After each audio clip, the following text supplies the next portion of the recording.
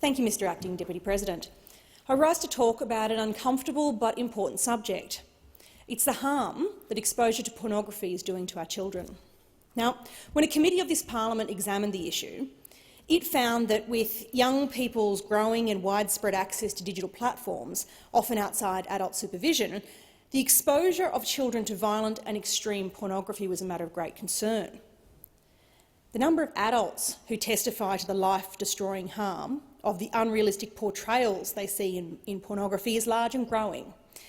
But on the developing minds of primary schoolers and teenagers, the facts are plain disturbing.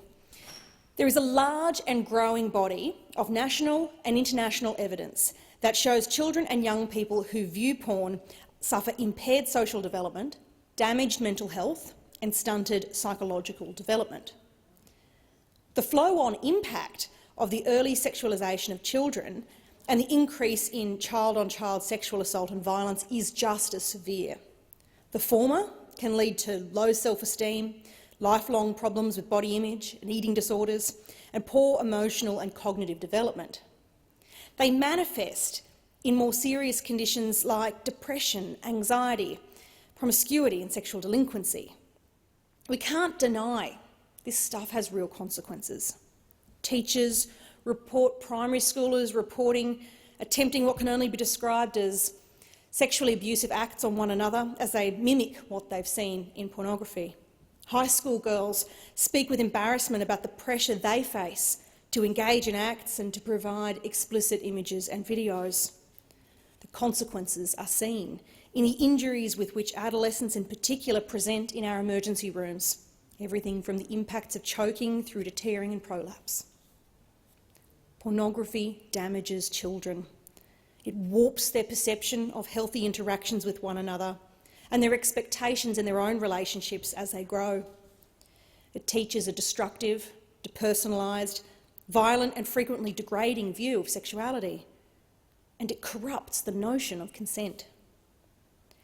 At a time when we've never been more aware of the harms of domestic violence, when we have never invested more public money in combating intimate partner violence, why are so few people willing to confront, frankly, the connection that exists with pornography? The testimony of those working at the front line of domestic violence services shows the truth. Di McLeod, who's a director of a DV centre on the Gold Coast, puts it this way. In the past few years, we've had a huge increase in intimate partner rape. The biggest common denominator is consumption of porn by the offender. With offenders not able to differentiate between fantasy and reality, oblivious to injuries and never even considering consent, we've seen a huge increase in deprivation of liberty, physical injuries, torture, drugging, filming and sharing footage without consent. And that's the edited, less traumatic version of her quote. Adults should be able to make their own decisions about whether they access pornography, but children simply don't have the capacity to deal with this kind of content. Some people should say parents will supervise better, should supervise better. And to an extent that's true, but it's hard to be watching them all the time, particularly in the era of mobile phones and tablets. But there are things we can do. We can explore verification of whether a person is 18 before they access this stuff. It is a sensitive issue, though, because I expect adult users would be uncomfortable with the idea, albeit false, that the government was collecting a list of porn users. Age verification could be done without requiring a big government database, much like when you go to buy something from Dan Murphy's. But the international experience of implementing a system of this kind is that it can be technically complex, particularly given many of these websites aren't based in Australia. We should learn from the experience of the UK struggling to implement this. But there's another option. We could require internet service providers to offer filtering of explicit content to their customers. It's a solution that empowers parents, respects the freedom of adults and doesn't require a complex regulatory scheme.